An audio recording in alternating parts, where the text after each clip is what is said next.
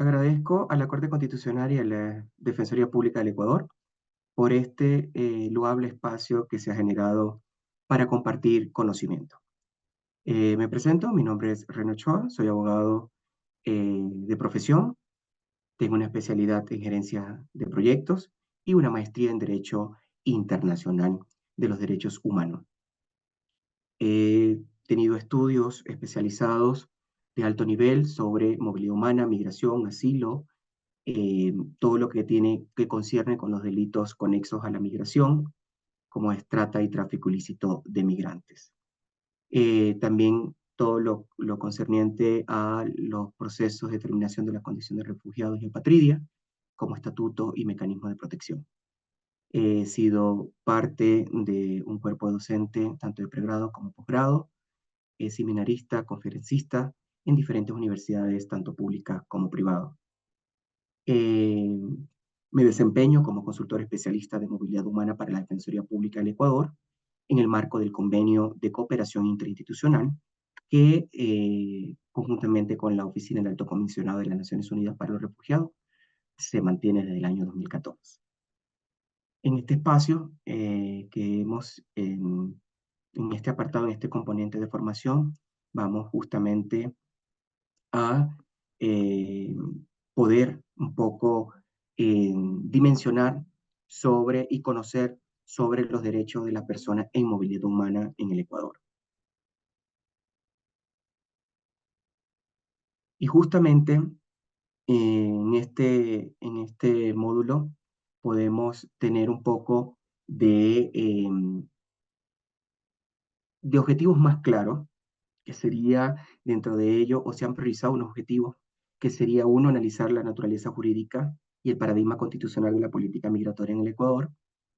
Segundo, identificar los principales estándares que rigen el derecho internacional de los derechos humanos sobre migración, comprender las definiciones de movilidad humana y migración, explicar el órgano rector de la política migratoria en el Ecuador y actores con competencia en movilidad humana, conocer los derechos y obligaciones de las personas en movilidad humana en el Ecuador, socializar la jurisprudencia emitida por la Corte Constitucional respecto al derecho de las personas en movilidad humana. En ese sentido, y justamente es importante, ¿no?, que podamos nosotros eh, comprender, antes de hablar de derecho, comprender qué es la movilidad humana, ¿no? Y es evidentemente donde nosotros partimos de esta premisa, y es que nace efectivamente en el ejercicio de un derecho a la libre circulación, ¿no? Es esa movilización de personas o grupos de personas ejerciendo su derecho a la libre circulación, a transitar. Evidentemente, la movilidad humana es un proceso complejo y motivado por diversas razones, tanto voluntarias, forzadas o circunstanciales o contextos desafiantes que de acuerdo a situaciones o antropogénicas o ambientales se han tenido que desplazar la población o las personas, que se realiza con la intención de permanecer en un lugar de destino por periodos cortos o largos, o incluso desarrollar una movilidad circular. Esto lo vamos a poder un poquito más abordar más adelante, ¿no? Sin embargo, para poder entrar más en el contexto de comprender movilidad humana, nos planteamos unas interrogantes que en el transcurso de esta intervención vamos a responderlas, ¿no? ¿Por qué la movilidad humana es un proceso complejo? ¿Qué característica tiene la movilidad humana? ¿Cuáles son los tipos de movilidad humana? ¿Qué etapas tiene un proceso de movilidad humana? Y la diferencia entre movilidad humana y migración. Acá podemos evidenciar efectivamente una gráfica donde nos lleva a reflexionar, pero sobre todo también a, a tomar en cuenta este término genérico como movilidad humana, ¿no? Es evidente las diversas características que pueden estar dentro inmersas de un desplazamiento de grupos de personas, puede ser las condiciones económicas, sociales, culturales que viva en un determinado territorio o país, eh, las diferentes normas que existen dentro o que regulan esa movilidad. Tenemos los derechos comprometidos y qué tipo de derechos comprometidos tenemos al momento de hacer un movimiento de personas o hacer o crear un desplazamiento como movilidad humana. Tiene múltiples impactos, no solo, o sea, social, psicológico, cultural, donde evidentemente se tiene que considerar el solo hecho por ser grupo de personas, ¿no? Involucra diferentes experiencias, diferentes rutas migratorias, diversos motivos como tal. Las diferentes también etapas, cómo se constituye un movimiento de personas por su característica, por su condición. También es importante a la hora de topar el término genérico movilidad humana, los roles que tienen los estados frente a este tema de movilidad humana y cuál es su accionar. Las causas, los factores de riesgo que generan una movilidad humana y evidentemente la diversidad de las personas y actores, tanto públicos como privados, que intervienen o se relacionan en un desplazamiento de estos grupos de personas. ¿Ok? Entonces, acá evidentemente podemos evidenciar grupos de personas intentando ingresar, otros caminando, otros evidentemente ya esperando una autorización para ingreso a un territorio, ¿no? Esta gráfica recoge básicamente eh, o tiene un resumen básicamente de lo multicausal que es el fenómeno o este flagelo de movilidad humana.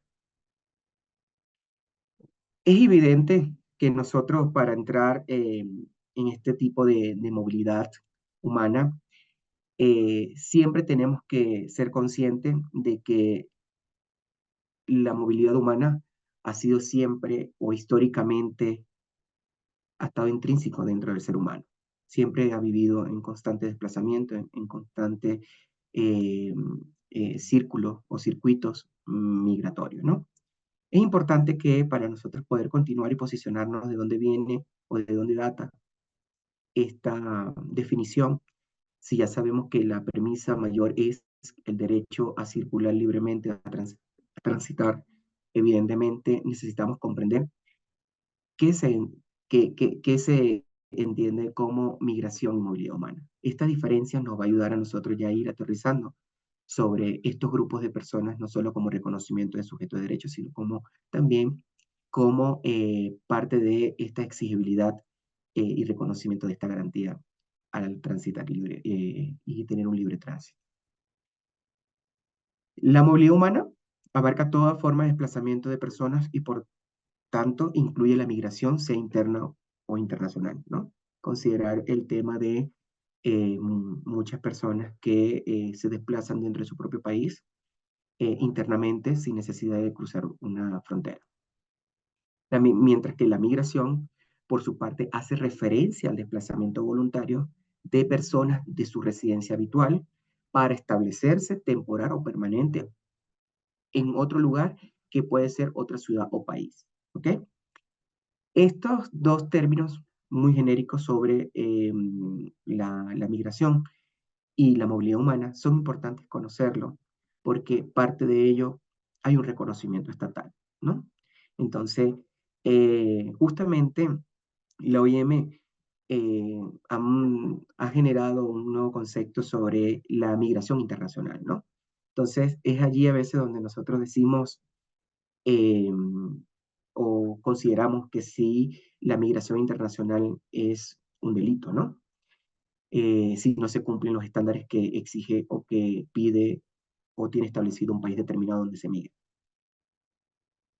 La migración internacional, efectivamente, la OIM lo ha definido como ese movimiento de personas que dejan su país de origen o el que hayan tenido su residencia para establecerse temporal o permanente en otro país distinto al suyo. Es decir, que ya hay un cruce, hay que atravesar un territorio, hay que, se hace un cruce del límite de frontera, ¿ok? Considerando evidente lo que nos ha manifestado este, el Plan Acción Brasil, ¿no? Donde hablan sobre las fronteras. Son líneas imaginarias, pero que generan responsabilidad y obligaciones estatales. Dentro de este tipo de migración internacional hablamos siempre de la emigración internacional, que es cuando mayormente estas personas salen de sus países de origen realmente. Y una inmigración internacional son todos los ingresos o arribos que van llegando o son receptores dentro de un país determinado. Entonces, estas dos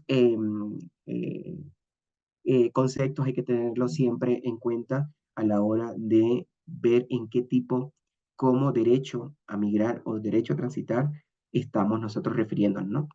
Considerando que hay un apartado para las personas desplazadas forzosamente, que ya eso será abordado en otro módulo, en otro componente de formación.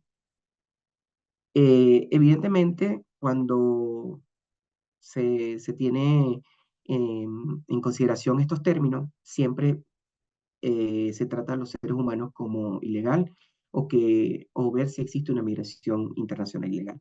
Y evidentemente los estándares internacionales lo han definido, ¿no? Dentro de ellos es importante destacar que no existe migración internacional ilegal y ningún ser humano es ilegal, ¿ok?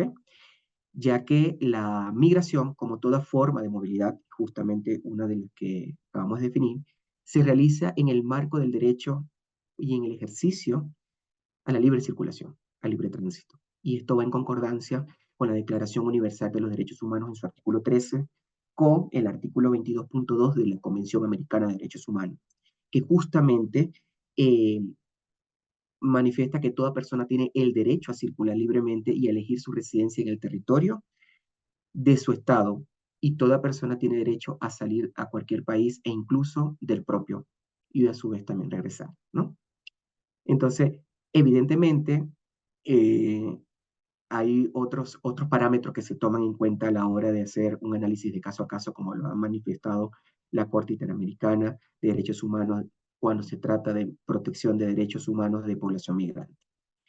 Estos análisis diferenciados y estos análisis básicamente que son realizados caso a caso, ¿no? Evidentemente es importante también que dentro de estos dos estándares internacionales, uno interamericano y el otro universal, tenemos que considerar también el artículo 5 de la Convención Internacional sobre la protección de los derechos de todos los trabajadores migratorios y sus grupos familiares, que básicamente establece establece dos premisas bastante significativas para la hora de ejercer una política migratoria estatal. Y es que evidentemente el Ecuador es parte de esta convención, ¿no? Y es uno que habla sobre los migrantes documentados o en situación regular y los migrantes indocumentados o, no, o en situación irregular, ¿ok? Entonces es importante de que estas dos dimensiones las podamos tomar en cuenta porque esto nos da ahora la respuesta de que no existe ningún ser humano ilegal, sino regular o irregular, documentado o indocumentado, ¿no? O no documentado. Entonces, en ese sentido, ¿por qué? Porque migrar es un derecho humano y no hay ninguna restricción penal para poderse considerar ilegal. En el caso de la persona que evidentemente adquiere la condición de migrante irregular, eh, existen características, ¿no? Evidentemente, ingresa uno porque ingresa a un territorio de un estado del cual no es nacional, sin documento alguno, sin pasar los controles establecidos para ello, o atraviesa por pasos fronterizos no autorizados, clandestinos, pasos informales, que esta persona lo hace un migrante irregular, ¿no? O que habiendo ingresado con los permisos respectivos de documentos, la persona decide en el territorio del Estado receptor, aunque haya pasado y haya estado vencido su documento también, o que haya cumplido con todos los requisitos y esa persona quedó de manera irregular. Eso, mientras que hay que considerar los estándares internacionales en caso de desplazamiento forzoso, que por ejemplo el Estatuto de de protección, como es para las personas con necesidad de protección internacional, están exentos de estos requisitos, ¿no? Y que no pueden ser en ningún momento considerados las personas con necesidad de protección internacional como migrantes o darle un tratamiento de migrante, ya que ellos están bajo un estatuto de protección. Eso, importantísimo considerar de que evidentemente el derecho a migrar ya per se, que es un derecho humano, hay un reconocimiento internacional como titular o sujeto de derecho a todos los seres humanos, indistintamente de su nacionalidad. Eh, Importante, siempre cuando hablamos de derechos humanos hablamos de unos principios básicos que efectivamente creemos que siempre se cumplen o asumimos que siempre se tiene conocimiento de ello, y otros que son una regla general en el derecho internacional, y más cuando hablamos de estándares internacionales, ¿no? Y es evidente que los principios básicos de los derechos humanos, como ya lo podemos ver acá en esta filmina, contempla 5 principios básicos, ¿no? Que son universales, es decir, los derechos se extienden a todas las personas por igual, en todo tiempo y lugar, sin importar las diferencias. Son interdependientes, todos los derechos están relacionados. Cuando se sufre de uno, se violenta alguno de estos derechos, va a afectar a sí mismo cuando se mejora un derecho humano o X. Siempre va a estar, son interdependientes, pero siempre van a tener una correlación. Son indivisibles, todos nuestros derechos son una unidad que igualmente son importantes, ya que no hay ninguna jerarquía o niveles dentro de ellos, entre derecho y derecho. ¿Okay? Son progresivos, siempre debe avanzarse en un reconocimiento y no retroceder en cuanto a materia de protección de derechos. Son inalienables, no pueden transmitirse y no pueden eh, renunciar a ellos.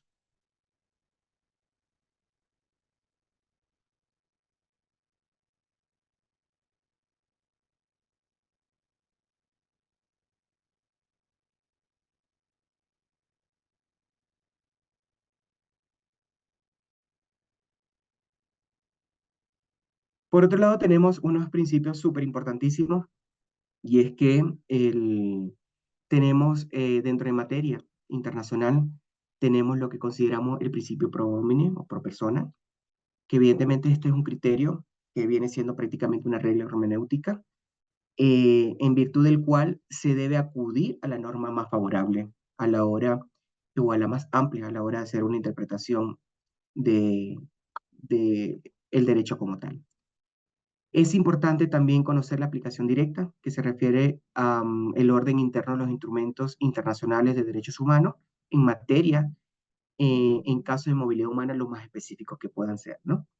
El principio de no restricción de derechos, aquí hablamos claramente de los derechos y las garantías establecidos en los instrumentos internacionales de derechos humanos ratificados por el Estado, que es parte de la convención, ¿no? Y es importante también em, mencionar que estos principios aplican en cualquier escenario, en cualquier autoridad, bien sea administrativa, judicial, eh, tanto de oficio como a petición de parte. Justamente dejo una pregunta, y es que cree que estos principios se están aplicando en la práctica. Y es justamente cuando hablamos también de que hay que hacer un reconocimiento dentro de toda esta visión constitucionalista también, ¿no? Y es que no es principio, pero es una cláusula abierta, que ha sido prácticamente una técnica que ha sido enriquecida por el constitucionalismo latinoamericano, y básicamente ha permitido considerar como derechos humanos todos los inherentes a la persona como tal, incluso aquellos que están declarados en otros instrumentos internacionales sobre derechos humanos que no estén propiamente establecidos en Constitución. Esa cláusula abierta ha permitido generar una línea técnica eh, justo que va enriqueciendo cada vez más a los estados constitucionales, ¿no? En el marco de estos compromisos de respetar o proteger derechos humanos. Y es justamente en este marco del control de convencionalidad que es importante, ¿no? La progresiva aplicabilidad del derecho internacional de los derechos humanos en el ámbito interno de los estados. Se ha venido realizando a través de diversas fórmulas o cláusulas constitucionales, a bien de un, o mejor dicho, a través de un dinamismo de la propia jurisprudencia constitucional. Una de las manifestaciones más claras sobre la constitucionalización del derecho internacional lo constituye otorgar la jerarquía constitucional, es decir, lo que conocemos como la supraconstitucional, a los tratados internacionales en materia de derechos humanos. Y es importante algo de esto justamente lo podemos encontrar claramente en el artículo 417 y 424 de la Constitución ecuatoriana del 2008, ¿no? Donde se incorpora, ¿no? Está la incorporación de los derechos humanos de fuente internacional al catálogo de los derechos fundamentales en las constituciones nacionales. Entonces, esto aquí genera y se evidencia, ¿no? Lo que implica un bloque de constitucionalidad sirviendo como parámetro de control de la constitucionalidad de las leyes y sobre todo también de los actos que violan dichos derechos. Entonces, es importante ese reconocimiento del bloque de constitucionalidad que ha venido ampliando cada vez más, ¿no? Y más en temas de los derechos previstos en los tratados internacionales. También lo ha venido haciendo muy reciente la Corte Interamericana de Derechos Humanos, las buenas prácticas que ha tenido la Corte Constitucional de Colombia, la Sala Constitucional de Costa Rica, el Tribunal Constitucional del Perú, la Corte Suprema de Argentina, la de República Dominicana, es un paso significativo hacia este bloque de convencionalidad, ¿no?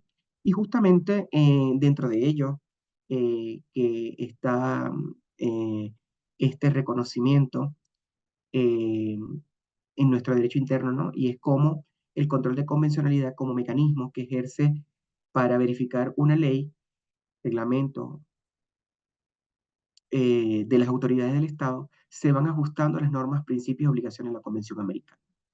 Este, y justamente el control de convencionalidad se basa principalmente en la competencia contenciosa de la Corte Interamericana de Derechos Humanos. Entonces, este mecanismo ha sido definido muy exhaustivamente la CIDH, ¿no? En el marco de su competencia contenciosa. Y también genera dos vertientes importantísimas, ¿no? Como no solo basta que sea ese Estado parte, sino cómo ejerzo el control.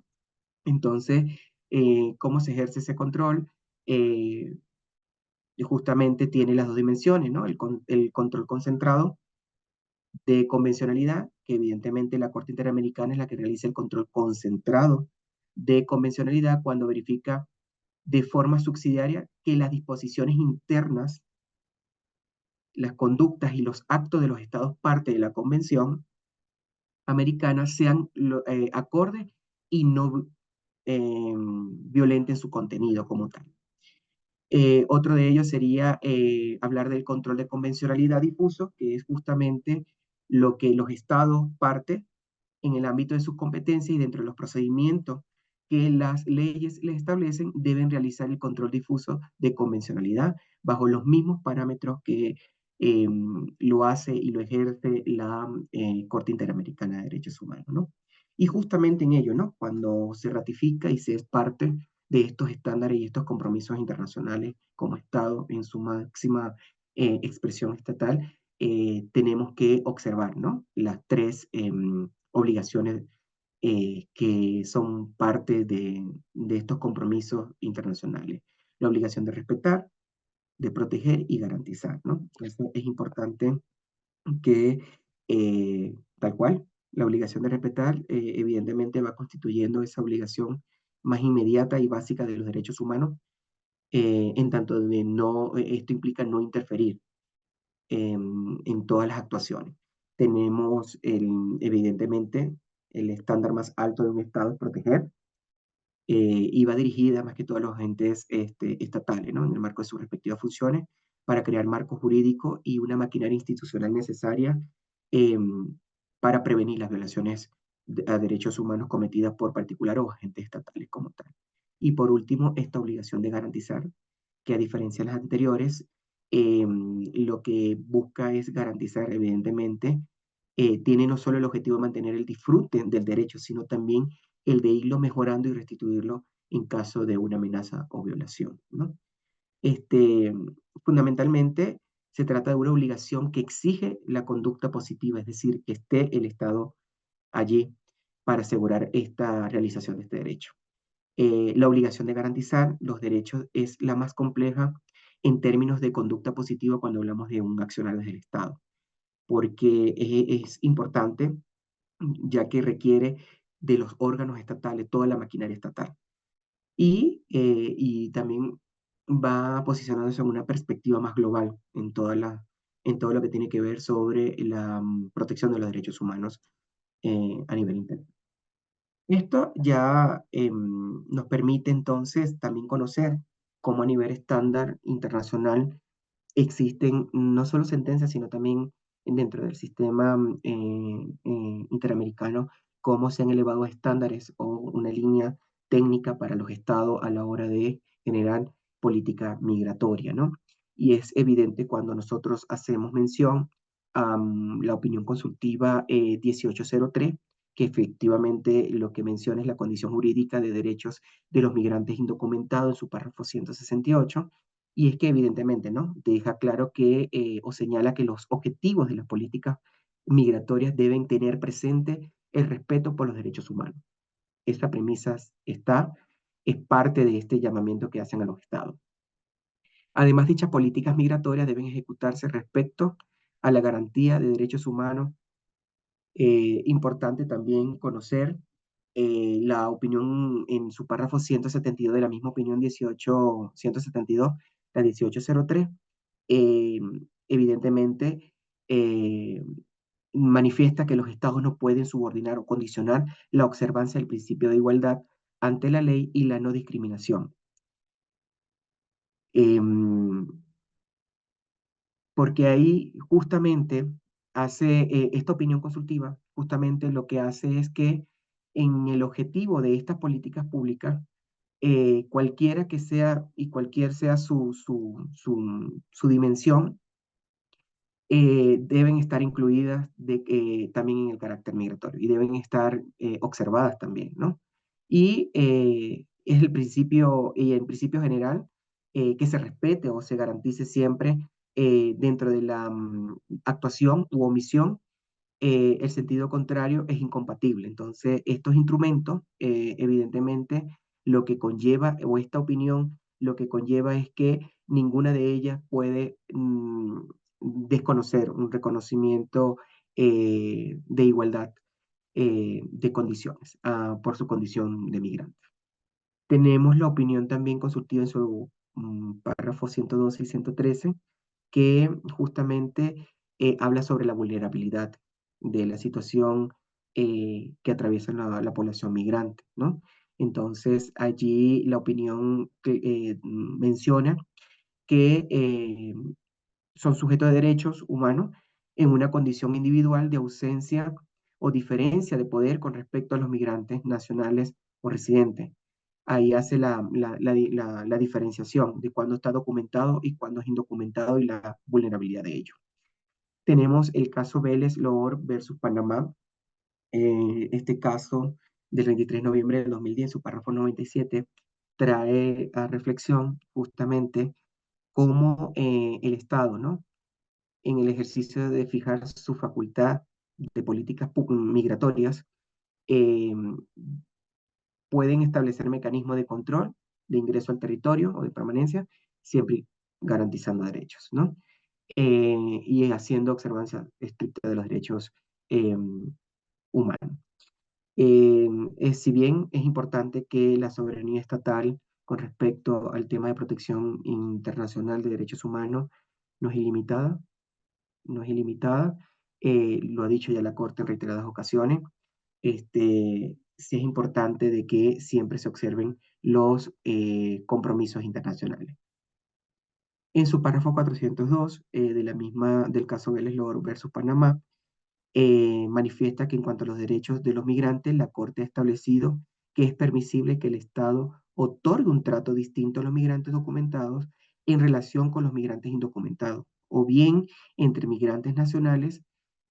Y esto va para que siempre va a estar de la mano esta línea, ¿no? De que sean objetivos, razonables y proporcionales.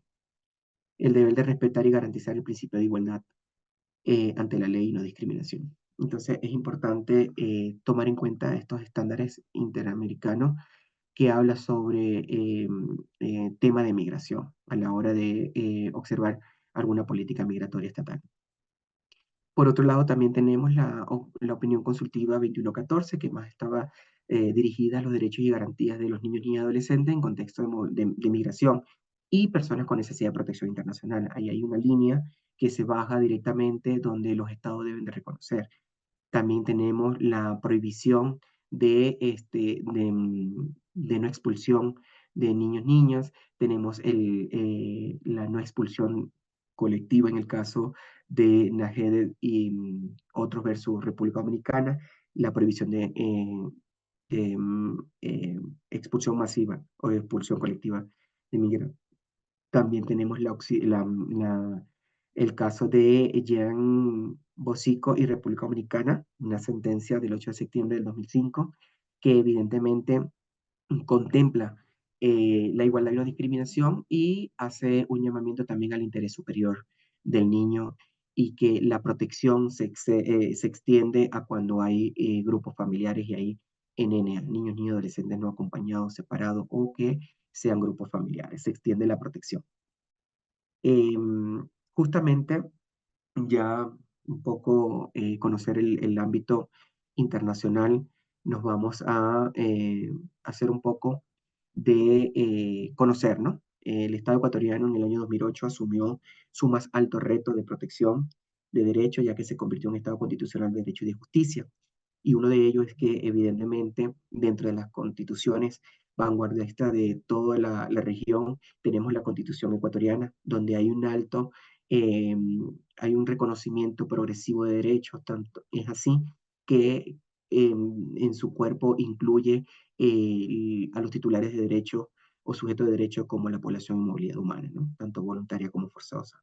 Cuando hacemos una comparación regional de evolución o progresividad de derechos en el derecho interno o en estado constitucional de derecho, está el Ecuador como un referente regional. Del 2008 con la Constitución, tenemos en el año 2009 con Bolivia y también una evolución por parte de, bueno, la Constitución de Colombia en el 91, ¿no? Básicamente, nos encontramos o cuando hablamos de personas en movilidad humana como titulares de derechos, lo reconoce el Estado ecuatoriano en su diferente articulado, ¿no? Y uno de los más importantes donde hace mención o se especifica con respecto a la población en movilidad humana como titular de derechos, su artículo 9, donde dice que todos los derechos que las personas extranjeras que se encuentren dentro del territorio ecuatoriano tendrán los mismos derechos y deberes que las personas ecuatorianas. Tenemos también en su artículo 11, numeral 2, que evidentemente señala que todas las personas son iguales y gozarán de los mismos derechos y deberes y oportunidades, que nadie podrá ser discriminado evidentemente por su condición migratoria o su nacionalidad. Tenemos también el artículo 40 y 41 que reconoce el derecho a migrar y el derecho a la determinación de la condición de refugiado como estatuto de protección, la no devolución como principio y como derecho, de donde la vida y la seguridad están en peligro de la vida de estos grupos poblacionales, ¿no? También tenemos, evidentemente, en su artículo 66 numeral 2 y 3, ¿no? Donde evidentemente garantiza a las personas el derecho a transitar libremente por el territorio nacional, escoger su residencia, así como entrar y salir libremente de él, ¿no? Importantísimo que también señala que se protege a las personas o se prohíbe la expulsión de los colectivos de extranjeros, ¿no? Entonces, todas las expulsiones masivas están prohibidas, tal como el caso de la sentencia de República Dominicana, justamente donde se prohíbe esta deportación o expulsión masiva. Importantísimo también el artículo eh, 392, eh, que contempla que el Estado va a generar programas, servicios, proyectos con respecto eh, a estos titulares de derecho como movilidad humana, ¿no? Y también importantísimo destacar en el artículo 416, número 6 de la Constitución contempla, ¿no? Como el Ecuador a través de sus compromisos internacionales, propugna el principio de ciudadanía universal y la libre movilidad de todos los habitantes, este, y sobre todo también que busca o persigue dentro de sus compromisos internacionales poner un progresivo fin a la condición de extranjero como tal, ¿no? Y esto básicamente porque lo que se busca es que la palabra extranjero como este elemento transformador regional, lo que genera son relaciones desiguales y porque justamente la categoría de extra significa como que se quedaría por fuera, ¿no? Entonces, también en su progresividad como constitución, lo que busca, y parte de ello, estos tratamientos que le ha dado a nivel regional por los convenios o tratados regionales, por ejemplo, está la Comunidad Andina de Naciones, donde hay un reconocimiento al estatuto migratorio andino, donde básicamente se permite no solo una categoría migratoria para que estén dentro del territorio de estos países suscriptores o parte de, sino que también puedan hacer viajes o ingresar al territorio de estos países parte solamente con su documento nacional de identidad, ¿no? Y esto porque persigue básicamente en la región de que no sea visto como un migrante, sino como realmente una familia transnacional o transfronteriza o realmente un inmigrante andino. Por otro lado, es importantísimo que dentro de la movilidad humana en el Ecuador, dentro de su estándar, ha generado la Ley Orgánica de Movilidad Humana en 2017 y reformada en marzo del 2023. Justamente también reconoce y está enmarcado unos principios que hacen que hablar de movilidad humana en el Ecuador haya un reconocimiento más aún, no solo como titulares de derechos, sino también como un programa ya de agenda de Estado para responder a esta población, ¿no? Dentro de ello, evidentemente, los que les mencionaba, el ciudadanía universal, la libre movilidad en este marco del derecho a transitar libremente, la prohibición de criminalización, ningún ser humano es considerado ilegal por su condición migratoria, son netamente sanciones administrativas, en ningún momento es de índole penal. Evidentemente tenemos la protección de las personas ecuatorianas en el exterior. Todas las personas que se encuentran en el exterior son también responsabilidad estatal y esta norma específica que es la ley orgánica también regula sobre este accionar del Estado. Igualdad ante la ley y no discriminación, principio con una doble dimensión como derecho, pro persona en movilidad humana, siempre aplicar lo más favorable a la población en movilidad humana. El interés superior del niño ni adolescente siempre va a ser eh, una, una, una aplicación inmediata, pero también progresiva, ¿no? Sobre este interés, este principio. La no devolución, evidentemente, para la garantía de los derechos de las personas que se encuentran desplazadas forzosamente porque su vida, su seguridad y libertad están en peligro.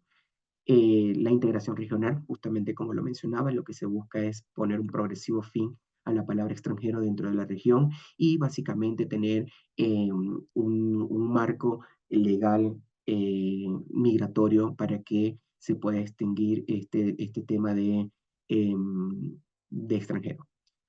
Soberanía nacional en materia de movilidad humana es importantísimo que ha contemplado justamente como un principio de que es parte de estos compromisos señalar el ejercicio de esta política dentro del territorio como soberanía nacional con enfoque en movilidad humana, ¿no? La reciprocidad internacional, evidentemente, con los convenios bilaterales que tenemos, se puede aplicar lo que en un país no sucede porque no pueda suceder en este, entonces eso se llama la reciprocidad internacional. Es un principio internacional del derecho internacional, básicamente, que contempla una buena práctica y buena relación de tratamiento hacia los conciudadanos. Y la unidad familiar, ¿no? Como piedra angular, como parte de un derecho humano, estar en familia. Importantísimo destacar, ¿no? La movilidad humana en el Ecuador, justamente como parte de su política migratoria, dentro de tanto en Constitución o los derechos humanos per se, que ya están reflejados, tenemos dentro, o la Ley Orgánica de Movilidad Humana recoge unos derechos específicos, dentro de ello tenemos derecho a la libre movilidad responsable, migración segura, ¿ok? Es decir, parte de estos compromisos.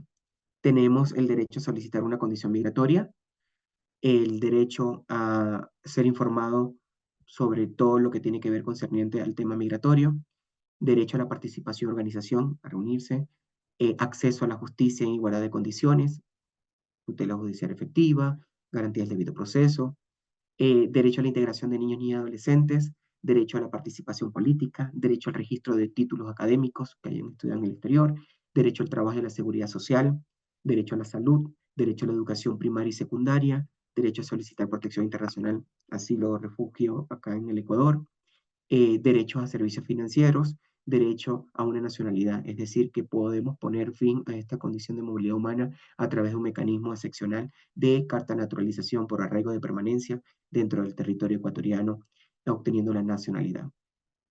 Obligaciones eh, que tiene esta población, este grupo poblacional, evidentemente, registrar el ingreso y salida a través de los puntos de control migratorio, esto hay sus excepciones, permanecer en el Ecuador con una situación migratoria regular, respetar las leyes, la cultura y la naturaleza, portar sus documentos de identidad durante el viaje y su permanencia dentro del territorio, cumplir con las obligaciones laborales, tributarias y seguridad que emanan estando acá dentro del territorio. Las personas deben registrar sus domicilios en el registro civil y las demás previstas por la ley. Es decir, hay un cuadro amplio. Importantísimo mencionar también los actores o los rectores en particular eh, que tienen el trabajo de materia de movilidad humana, ¿no? Importantísimo. eh, Podemos observar acá en esta filmina, el Ministerio de Relaciones Exteriores y Movilidad Humana es el órgano rector de la política de movilidad humana a través de su viceministerio de movilidad humana y sus diferentes subsecretarías y direcciones que correspondan su accionar. Justamente el órgano rector de la materia de movilidad humana, el ministerio, tiene esta política migratoria más de una visión de autorización de estancia dentro del territorio, y por otro lado tenemos el Ministerio del Interior, a través del Viceministerio del Interior, con la Subsecretaría de Migración, ejercen la política migratoria de control, ¿no? Entonces tienen dos direcciones, la dirección de servicios migratorios y la dirección de control, ¿no? Que evidentemente inician todos los procesos de ingresos y salida, todo lo que es concerniente que tiene que ver con movimientos migratorios, los regímenes sancionatorios de multa, las faltas administrativas en los procesos de inadmisión, deportación, expulsión, todo ello. Tenemos el Ministerio de la Inclusión Económica y Social, que evidentemente esto contempla una mirada más a el órgano rector de la política social en protección de los grupos de atención prioritaria, en protección prácticamente de los niños y adolescentes no acompañados y sus grupos familiares, que para eso ha destinado un protocolo especial de atención y respuesta a este grupo poblacional y movilidad humana, a través de la Subsecretaría de Protección Especial. Evidentemente aquí muy en breves rasgos podemos ver el Sistema Nacional de Protección de Derechos, que evidentemente está conformado por 4 organismos, ¿no? Los organismos de definición, planificación, control, coordinación y evaluación de políticas públicas y el organismo de protección de derechos. Tenemos organismos de promoción y exigibilidad de derechos y los organismos de ejecución de políticas, planes, programas y proyectos. Es importante que se conozca que dentro de este sistema la población y movilidad humana no solo que ya existe una institucionalidad por parte de los compromisos de acuerdo al Estado con este reconocimiento titular de derechos, sino que además es importante destacar que Dentro de ellos tenemos también el Consejo Nacional para la Igualdad y Movilidad Humana, que observa la política pública, hace vigilancia y formula política pública, la Defensoría Pública, institución nacional de defensa, prácticamente forma parte del sistema de justicia y tiene un área específica de atención a movilidad humana, ¿no? Es un órgano autónomo de la función judicial que dentro de ello contempla todo lo concerniente al derecho que tiene la población de movilidad humana, acceso a la justicia, ¿no? Es una institución que evidentemente tiene un área conformada con la promulgación de la Ley Orgánica de Movilidad Humana, que brinda no solo desde la información y asistencia legal migratoria, sino también patrocinio legales. Tenemos la Defensoría del Pueblo, que la Defensoría del Pueblo es la institución nacional de promoción y accesibilidad de derechos humanos y de la naturaleza, que evidentemente es una instancia de observancia también y de protección para la población en movilidad humana. Finalmente, tenemos la sentencia de la 639-19 JP 20 de la Corte Constitucional, donde eleva un estándar muy alto con respecto a este reconocimiento de derecho a personas en movilidad humana, ¿no? ¿Qué novedades conseguimos en esta sentencia? Bueno, uno, conocer el caso de expulsión colectiva Frontera Norte Tulcán-Calchi, que se dieron los derechos vulnerados en el año 2019 de grupos de población de nacionalidad venezolana que estaban en el cordón fronterizo y que estas personas se vieron emboscados directamente por una intervención que hizo la Policía Nacional y los devolvió a el Estado colombiano. Muchos de ellos tenían perfil de protección internacional, venían por un tema de reunificación familiar porque tenían acá, y estas personas, y habían personas que ya estaban siendo, o estaban en trámite de regularización, considerando que se encontraban ya dentro del territorio ecuatoriano. ¿Ok? A través de la intervención de la Defensoría del Pueblo se hizo una acción de protección que conllevó a que este, hoy sea una novedad jurisprudencial. Eh, las- se va a encontrar también las garantías mínimas del debido proceso que se ha observado en los procesos migratorios, la importancia de aplicar los principios y estándares en materia de movilidad humana como una garantía del derecho a la defensa y reconocimiento como titulares de derecho, el derecho a migrar, asilo y refugio, destacando que el reconocimiento de la condición de refugiado es meramente declarativa y no constitutiva, porque la persona no cumple con estándares internacionales para ser considerada como refugiada, merece protección inmediata del Estado. Vamos a conseguir también el derecho y principio a transitar libremente y reconoció que la acción de protección es la vía eficaz ante las decisiones que afectan la condición migratoria, garantizando una tutela judicial efectiva. Determinó el deber de los jueces y jueces frente a las acciones de protección presentadas por personas en situación de movilidad humana para la garantía de sus derechos y dispone a la Policía Nacional y demás entes competentes estatales a transversalizar el enfoque de movilidad humana y derechos humanos en todas sus actuaciones y programas de formación. Eh, en el párrafo 37 de esta sentencia, en este inciso, perdón, 37, nos conseguimos los 5 derechos que fueron básicamente reconocidos por la Corte, ¿no? Uno de ellos se determinó los derechos de las personas en movilidad humana, el derecho a migrar, la prohibición de expulsión colectiva, justamente que concatena con lo que habíamos conversado. Dentro de este derecho se aborda la libertad de movimiento, el debido proceso y la no devolución, y la protección especial a grupos de atención prioritario, ¿no? El derecho a la tutela efectiva de derecho y la valoración de la prueba. Y por último, la reparación. Esta sentencia básicamente da o eleva un estándar de protección al Estado con respecto a, a estos titulares de derecho. Agradezco a la Corte Constitucional y a la Defensoría Pública por este espacio de compartir conocimiento.